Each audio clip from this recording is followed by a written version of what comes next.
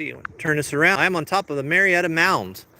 And this is absolutely fascinating, folks, because this is the summer solstice and the sun is right over there. Okay? And the shadow points basically to where the winter solstice would be at Sacravia, where everybody gathers and watches the sun go down. It's amazing what this is. Now, I did something amazing that proves my last video was right, that these people that made this were incredibly smart with geometry, okay?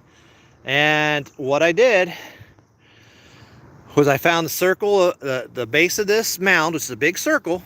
The base of the mound is just a big old huge circle, okay? And I put a square on each corner, right where the moat goes around. And I call it a moat, but it's not a moat. It's never held water. This is geometry, and they built this to show a principle I'm going to teach you. That principle is called geomancy. Right at the edge of the, you can barely see it through here. I'll see if I can zoom it in. Right at the edge of the mound, or of the ditch, the moat, whatever you want to call it, I put a square, and I made it all, put the twine around all four corners with a square. I found it to be 136 feet diameter. Watch that twine down there, folks. I don't want you to trip. And so it's 136 feet. It's 36 feet from the base to the moat, and 136 feet in diameter times by 4. That's your 5440, or just take the extra 4 off, and that is the radii of the, you can see that one a little bit better from up here. That's the radii of the Earth and the Moon together. This right here, this used to be here, that flat part.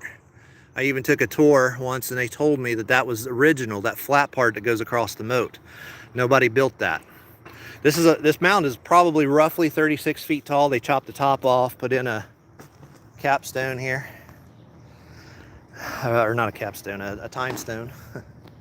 So somebody will open that up eventually. So here you have 36 feet, and and the diameter is a multiple of that, 136 feet. Absolutely fascinating. So where the radius of the moon would go in would be right around there. Okay, so you draw the moon, and then on the far end of that, and I'll come back and do that next time probably, will be the squaring of the circle. Rather than, this is not the squaring of the circle, this is the geomancy of the circle. This shows you the heavens, and that's why it marks the solstices, the summer solstice and the winter solstice far over there.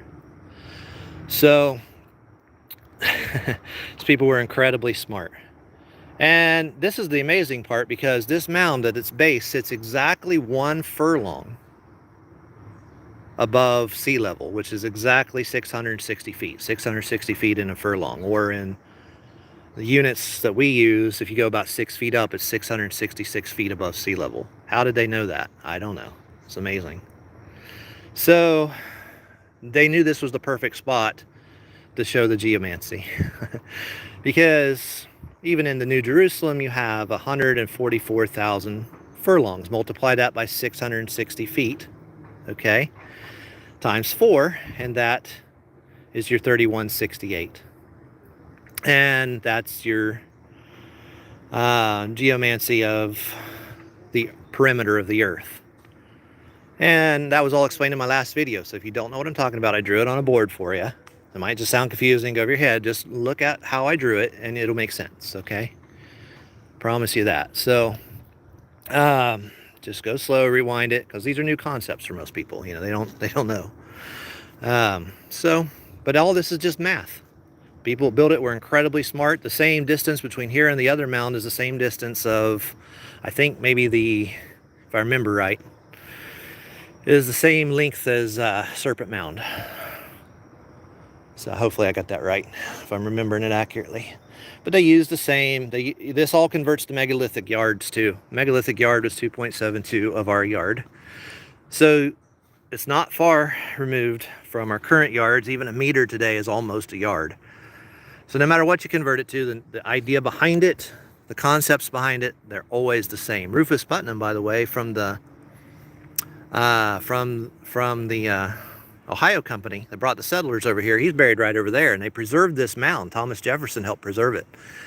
I think those guys knew there was some serious significance to this thing. And they wanted to preserve it. They were smart, man. And, you know, the people who built this, they weren't the Indians that you and I know. They were the people before the Indians, okay? They were, even the Indians, according to L.A. Marzulli and a few others, and I don't believe everything those guys say. They believe some weird stuff, but they did talk to a bunch of Native Americans, and they said they didn't build these things. They were here when they came. So somebody with an advanced knowledge that is the same measurements that are in earthworks all over England. They're the same measurements, the same units that are being used in Angkor Wat, the same units that are being used in Mexico, China, all over the world, folks. Earthworks all over North America use this. Squaring of the circle in Newark and the octagon mounds and all that. There it is again. They squared the circle. They knew this principle. It's the same groups of people descended and related to each other somewhere along the line. What happened to them? I don't know. Why didn't they pass on their knowledge to the natives? I don't know. I want to know, okay? And I'm very, very curious. I would love to know the exact height of this thing. I estimate it's 30 foot tall. I'm 6 foot tall. They chopped the top off, okay? So I'm estimating, because I'm about 6 foot tall, 6'3", that you know, another 6 feet would give us pretty close to the top of this thing, roughly, if you follow the angle up. So I think it was 36 feet tall. Like the distance from the base to the circle is 36 feet, and the diameter is a multiple, 136 feet. I just measured that with the device that has the, you know, that little thing that has the wheel on it. So I didn't turn the camera back around. So the device that has the wheel on it, I got that, squared it, did it right. These are the measurements, folks. They understood. 36 is, by the way, the triangular number of 666. Also not a coincidence, okay? So that's where these ideas come from. These ideas like 666, it's part of geomancy. It's part of measuring angles and 216 and 144. Divide those out and, you know, figure out multiply everything you can times pi and times phi, and you'll start seeing these things. Measure things and you'll see these numbers. They just stick out just perfect. Amazing. So I'll take you down here, follow the steps down, and I'll show you what I did here.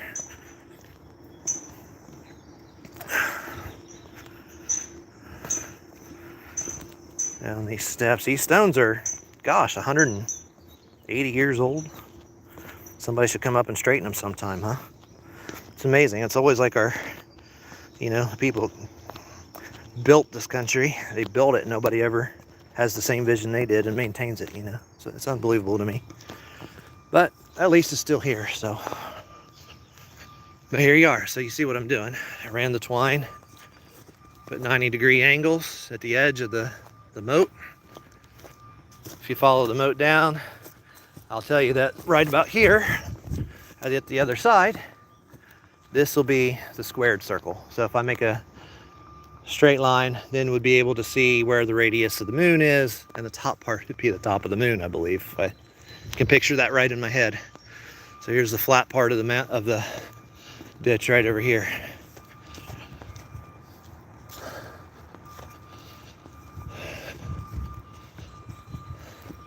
A lot of great stuff in this cemetery. They made it a cemetery to preserve it because they knew if it was a cemetery, nobody would, you know, if you bury your own kind there, they'll preserve it forever. If you don't, they risk getting it torn down, right? They were smart. Settlers were smart. So people who preserved this knew what they were doing. They said, well, let's build a cemetery there. Just a little bit about the cemetery. There are soldiers from every single war that America's been in buried in this cemetery, going all the way back to the Revolution. And let's see, I think that one's Rufus Putnam. Let me see here. Let me see here. It's been a while since Rufus Putnam, yeah, that's Rufus Putnam right there. So Rufus Putnam, he was the guy that led the Ohio company. So he died 1820, born 1737. Here's the Clark Company. You know Governor Clark. I'm sure that's related to one of the governors of the Northwest Territory. I'm sure that's his family. I don't know where he's buried, but that's his family. Oh, and look at that. Israel Ward. Ah, that's important in some of my other videos. And so is this name right here, Andrews. Look at that. So we got Andrews, Ward, Clark, and Putnam, all these people together. Hugh knows all these people. not the original ones that are buried here, but their families. All of them have a big role to play in this country. All right, so anyway, I guess that's it. Stop there. It's Plato's perfect city, the New Jerusalem, all right here in the Earthworks. Hundreds of years before the Bible was written.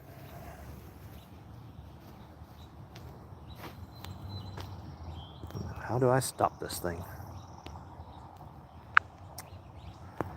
Okay.